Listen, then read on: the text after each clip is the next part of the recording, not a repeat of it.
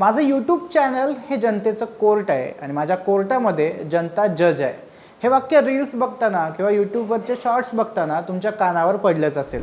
हे वाक्य आहे पुण्यातल्या प्रसिद्ध जनतेच्या समस्या मांडणाऱ्या संतोष पंडित यांचं. पुण्यातल्या सदाशिव पेठेत म्हणा, टिळक रोडवर म्हणा, फार तर फर्ग्युसन रस्त्यावर म्हणा, तुम्हाला कधीतरी संतोष पंडित हे रस्त्यावरच्या खड्ड्यांबाबत, ट्रॅफिकबाबत, अनधिकृत पोस्टरबाजीबाबत समस्या शूट करताना दिसलेच असतील. यांच्यासोबत 30 मार्चला एक प्रसंग घडला. टिळक रोडवर अशोक खरात यांच्या विरुद्ध काँग्रेसचे कार्यकर्ते आंदोलन करत असताना संतोष पंडित हे त्या ठिकाणी ट्रॅफिकबाबत समस्या मांडत होते. त्याच परिस्थितीमध्ये तिथे उपस्थित असलेल्या एका महिला पत्रकाराने त्यांच्यावर विनयभंगाचे आरोप केले आणि घडलेला व्हिडिओ शूट केला. त्यामुळे हे संतोष पंडित अचानक चर्चेमध्ये येऊ लागलेत. संतोष पंडित यांच्यासोबत घडलेला विनयभंगाचा प्रसंग काय होता, संतोष पंडित यांच्यावर नेमके काय आरोप आहेत, संतोष पंडित कोण आहेत, त्या महिला पत्रकारासोबत नेमकं काय घडलं याबद्दलची संपूर्ण माहिती आपण या व्हिडिओच्या माध्यमातून जाणून घेऊयात. नमस्कार, मी सुदेश आणि तुम्हाला तर माहिती आहे आपला विषयच भारी. म्हणजे सगळ्यात अगोदर हे संतोष पंडित कोण आहेत हे आपण बघून घेऊया. सोशल मीडियाच्या युगात रील स्टार ही ओळख मिळवणारे संतोष पंडित हे सध्या पुण्यातील एक चर्चेतलं नाव आहे. ते नेहमी चर्चेत असण्याचं कारण म्हणजे त्यांनी पुण्यातील रस्त्यांवरच्या खड्ड्यांच्या प्रश्नावर अत्यंत आक्रमक आणि अनोख्या पद्धतीनं आवाज उठवलाय. प्रशासकीय ढिसाळपणा आणि महापालिकेच्या कारभारावर सडकून टीका करण्यासाठी ते सोशल मीडियाचा, विशेषतः रील्सचा आणि यूट्यूब शॉर्ट्सचा प्रभावी वापर करतात. रस्त्यावर पडलेल्या खड्ड्यांचं श्राद्ध घालणं किंवा खड्ड्यांसोबत वाढदिवस साजरा करणं यांसारखी त्यांची आंदोलनं पुणेकरांमध्ये विशेष लोकप्रिय ठरलेत. संतोष पंडित हे केवळ एक रील मेकर नसून ते स्वतःला एक सामाजिक कार्यकर्ता आणि नागरिक पत्रकार म्हणून सादर करतात. त्यांचा मुख्य उद्देश प्रशासनाला त्यांच्या कर्तव्याची जाणीव करून देणं आणि स्थानिक नागरी समस्यांना वाचा फोडणं हा असतो. त्यांच्या व्हिडिओच्या माध्यमातून ते पुण्यातील वाहतूक कोंडी, खराब रस्ते आणि भ्रष्टाचार यांसारख्या मुद्द्यांवर त्यांच्या अनोख्या शैलीत भाष्य करत असतात. त्यांच्या या कामामुळे अनेकदा महापालिकेला तातडीने दुरुस्तीची कामे हाती घ्यावी लागली आहेत, ज्यामुळे लोकांचा त्यांच्यावरचा विश्वास वाढलाय.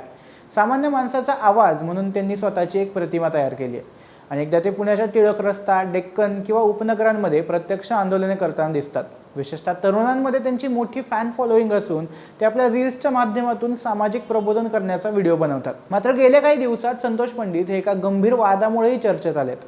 30 मार्च 2026 रोजी पुण्यात घडलेल्या एका घटनेनं त्यांच्या प्रतिमेला तडा द्यायचा प्रयत्न झाला. घडलं असं की पुण्यातील टिळक रस्ता परिसरात ग्राहक पेठेसमोर एक आंदोलन सुरू होतं. नाशिकमधील भोंदू बाबा अशोक खरात याच्या कृत्यांचा निषेध करण्यासाठी पुण्यातील प्रसिद्ध सामाजिक कार्यकर्त्या संगीता तिवारी आणि त्यांच्या गुलाबो गँगनं आंदोलनाचं आयोजन केलं होतं. या आंदोलनाचा इंटरव्ह्यू घेण्यासाठी पुण्यातील विविध मीडियाचे प्रतिनिधी आणि पत्रकार त्या ठिकाणी उपस्थित होते, ज्यात LS मराठी नावाच्या एका चॅनलची महिला पत्रकार देखील आपलं कर्तव्य बजावत होती. हे आंदोलन सुरू असताना आंदोलकांनी रस्ता रोखल्यामुळे टिळक रस्त्यावर मोठी वाहतूक कोंडी निर्माण झाली होती. याच दरम्यान संतोष पंडित आपल्या दुचाकीवरून तिथून जात असताना त्यांनी थांबून या गर्दीचं आणि ट्रॅफिकचे व्हिडिओ बनवायला सुरुवात केली. त्यात संतोष पंडित यांचं म्हणणं होतं की अशा आंदोलनांमुळे सामान्य जनतेला विनाकारण त्रास होतो आणि ही वाहतूक कोंडी चुकीची आहे. मात्र त्यानंतर केवळ व्हिडिओ बनवण्यापर्यंत हे प्रकरण मर्यादित राहिलं नाही. प्रत्यक्षदर्शींनी आणि तक्रारदार महिला पत्रकारांनी दिलेल्या माहितीनुसार संतोष पंडित यांनी तिथे उपस्थित असलेल्या पत्रकारांवर आणि आंदोलनकर्त्या महिलांवर अत्यंत अर्वाच्य भाषेत टीका करायला सुरुवात केली. त्यांनी पत्रकारांना उद्देशून शिवीगाळ करत तुमच्यामुळे ही वाहतूक कोंडी झाली आहे असे आरोप लावले. वादाची ठिणगी तिथे पडली जेव्हा पंडित यांनी महिला पत्रकाराच्या कपड्यांवरून अत्यंत मानहानीकारक कमेंट्स केल्या, असं त्या महिला पत्रकाराने माध्यमांमध्ये सांगितलंय. त्यानंतर हे प्रकरण केवळ शाब्दिक वादापुरतं थांबलं नाही, तर पंडित यांनी ट्रॅफिकची समस्या सांगता त्या महिला पत्रकाराचा व्हिडिओही बनवायला सुरुवात केली. संबंधित पत्रकाराने त्यांना विरोध केला आणि विचारणा केली की तुम्ही असे का करत आहात. त्यावर पंडित यांनी त्यांची बाजू आक्रमकपणे मांडत सगळ्यांचा व्हिडिओ काढायला सुरुवात केली. तर त्या महिलेच्या म्हणण्यानुसार पंडित यांनी केवळ अश्लील शेरेबाजीच केली नाही, तर तिथल्या महिला आंदोलकांच्या अंगावर धावून जात त्यांना धमकावण्याचा प्रयत्न केला. या प्रकारानंतर पीडित महिला पत्रकाराने पुण्यातील पर्वती पोलीस स्टेशनमध्ये धाव घेतली आणि संतोष पंडित यांच्या विरोधात रीतसर विनयभंगाची तक्रार दाखल केली. परंतु हा गुन्हा दाखल झाल्यानंतर सोशल मीडियावर काही वेगळंच चित्र पाहायला मिळालं. नॉर्मली अशा गंभीर आरोपानंतर संबंधित व्यक्तीवर टीकेची झोड उठते, परंतु संतोष पंडित यांच्या बाबतीत नेटकऱ्यांचा मोठा वर्ग, त्यांनी आतापर्यंत कमवलेला चाहता वर्ग त्यांच्या समर्थनार्थ उभा ठाकला असं दिसतंय.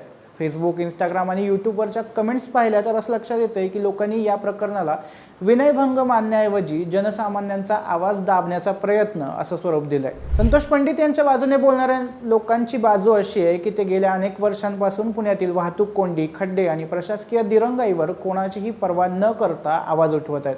ज्या दिवशी ही घटना घडली त्या दिवशी देखील एका आंदोलनामुळे टिळक रस्त्यावर वाहतूक कोंडी झाली होती. सामान्य नागरिक ट्रॅफिक जॅममध्ये अडकले होते. पंडित यांनी केवळ एक जागरूक नागरिकाच्या नात्याने या गैरसोयीचा जाब विचारला होता, असं त्यांच्या समर्थकांचं म्हणणं आहे.